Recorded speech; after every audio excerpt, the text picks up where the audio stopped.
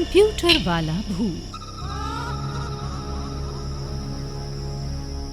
रीना बड़े मजे से बैठकर अपने कंप्यूटर पर भूतों वाली फिल्म देख रही थी।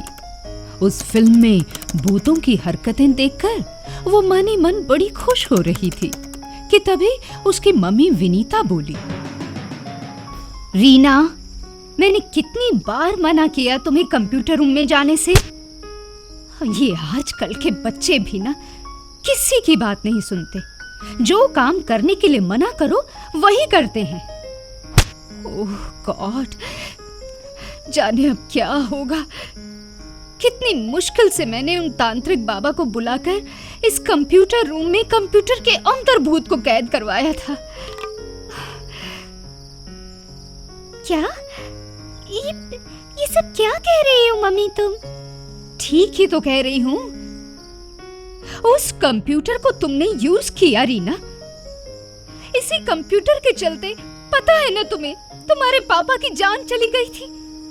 इस कंप्यूटर के भूत ने तुम्हारे डैडी को मारा था। अब तो मुझे इस घर की हर चीज से डर लगने लगा है।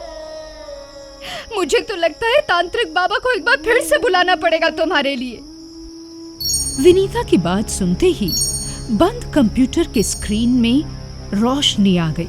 वो खुद ब खुद जल पड़ी और उस पर एक भयानक भूत दिखा कि तभी रीना बोली, हाँ, ये तो गजब हो गया। मैंने अभी तो कंप्यूटर को बंद किया था, फिर अपने आप ये ऑन कैसे हो गया? शायद मैं ही इसे स्विच ऑफ करना भूल गई हूँ। हो गया स्विच ऑफ। तुम भूली नहीं हो रीना।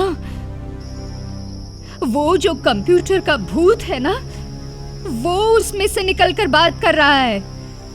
अब वो हमें दिन रात परेशान करेगा, सिर्फ तुम्हारी एक छोटी सी गलती की वजह से।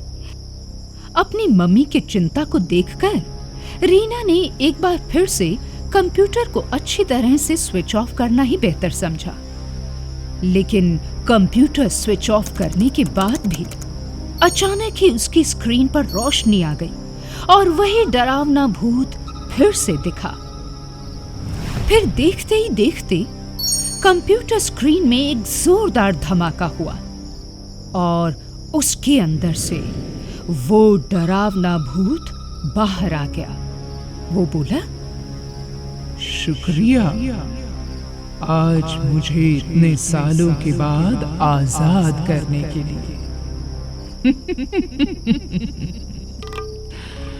अब इतने सालों तक कंप्यूटर के अंदर कैद रहा हूँ तो भूख बड़ी लगी है और कोई रास्ता तो दिखता नहीं, इसलिए आज तुम दोनों को मारकर ही अपनी भूख मिटाऊंगा। कहो, क्या इरादा है? रीना की माँ विनीता बड़ी सयानी औरत थी। ठीक है, अगर तुम हमें मारना चाहते हो तो बेशक मार देना, मगर जरा ये तो सोचो कि तुम साइज में कितने बड़े हो हमसे। हम दोनों को मारकर क्या तुम्हारी भूख मिट जाएगी? और फिर अगर तुम्हें दोबारा भूख लगी तो क्या करोगे? बात तो सही करती हो, तो फिर तुम ही बताओ, कोई ऐसा उपाय है तुम्हारे पास कि जिससे मेरी भूख शांत होती रहे? हाँ, है ना उपाय। देखो, मैं प्रतिदिन बाजार से तुम्हारे लिए ढेर सारा मांस खरीद कर लाऊंगी और तुम्हें रोज दूंगी खाने के लिए। अब तो खुश हो? और हाँ, जिस दिन मैं तुम्हारे लिए मांस ना लाऊं, उस दिन तुम हमें मार कर खा लेना। बोलो, शर्त मंजूर?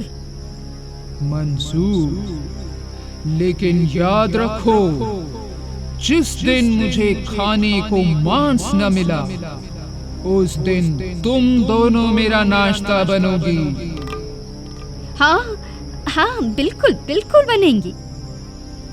इस प्रकार से विनीता अब रोज उस कंप्यूटर वाले भूत के लिए मांस लाने लगी। वो भूत भी ढेर सारा मांस खाकर उसी कमरे में सो जाया करता। अब कुछ दिनों के बाद से उस भूत के शरीर से बहुत बदबू आती, क्योंकि ना तो वो नहाता था, ना ही कोई साफ सफाई करता था कमरे की। दिन भर बिस्तर पर पड़ा ही रहता था।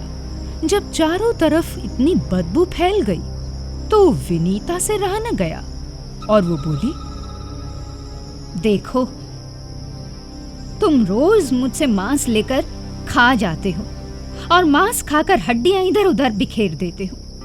जानते हो कितनी बदबू आती है इस कमरे से? कितना कचरा कर दिया है तुमने इस कमरे में। अब तो तुम्हारे साथ रहना भी मुश्किल हो गया है हमारा। और ऐसा कहकर भूत ने ऊट-पटांग हरकतें करनी शुरू कर दी।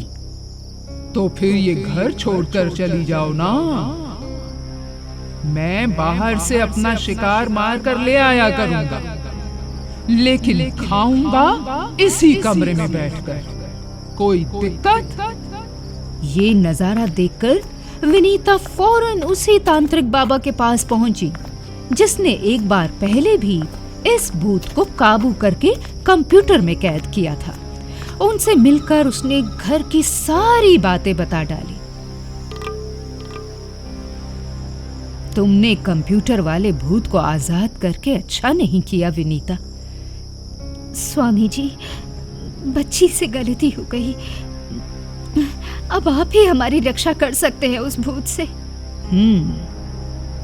रक्षा तो मैं कर दूंगा, मगर वो भूत अब पहले से भी ज्यादा शक्तिशाली हो गया है। अब उसे उस घर से बाहर भेजना या किसी चीज में कैद करना मुश्किल लग रहा है मुझे, क्योंकि वो इतना सारा मांस पहले ही खा चुका है। लेकिन फिर भी विनीता, तुम हमारी पुरानी भक्त हो। हम तुम्हारी मदद करने की हर मुमकिन कोशिश करेंगे। और इस तरह से कहकर तांत्रिक बाबा फौरन विनीता और रीना के घर उनके साथ रवाना हुए। घर पर पहुंचकर वो जोर जोर से मंत्र उच्चारण करने लगे। उनके मंत्र पढ़ते ही भयानक चेहरे वाला वो कंप्यूटर का भूत सामने आ खड़ा हुआ। ओ तांत्रिक, पिछली बार तो तुमने मुझे छल से इस कमरे में कैद कर दिया था, लेकिन अब नहीं कर पाओगे। अब मेरी बारी है तुम्हें मारकर खाने की। ऐसा कहकर वो भूत विनीता को मारने के लिए विनीता पर झपटता है। तुमने तो मुझसे वादा किया था ना कि जिस दिन मांस खाने को नहीं लाओगी, उस दिन मैं तुम्हें अपना नाश्ता बना लूं। बोलो, कहा था ना? तो बस फिर आज तुम्हारा अंतिम दिन है। तैयार हो जाओ मरने के लिए। जैसे ही तांत्रिक बाबा ने ये देखा, उन्होंने फौरन अपने झोले में से चिमटा निकाला और दे मारा भूत के ऊपर। चिमटे की मार से भूत कराहने लगा। वो विनीता को छोड़कर तांत्रिक बाबा को मारने दौड़ा। अब तो कहानी थोड़ा उल्टा मोड़ लेने लगी थी। तांत्रिक बाबा आए तो कंप्यूटर वाले भूत को पकड़ने थे, मगर उल्टा उसी की कैद में फंस कर रह गए। किसी भी वक्त तांत्रिक बाबा का मरना लगभग तय था। उसी वक्त रीना को एक तरकीब सूझी। वो फौरन दौड़ती हुई कंप्यूटर रूम में गई और उस कंप्यूटर में आग लगा दी। जैसे ही वो कंप्यूटर जला, वैसे ही उस भूत की आत्मा भी खाक होकर अपने लोक को चली गई। उस दिन के बाद से कंप्यूटर वाला वो भूत फिर कभी उस घर में नजर नहीं आया।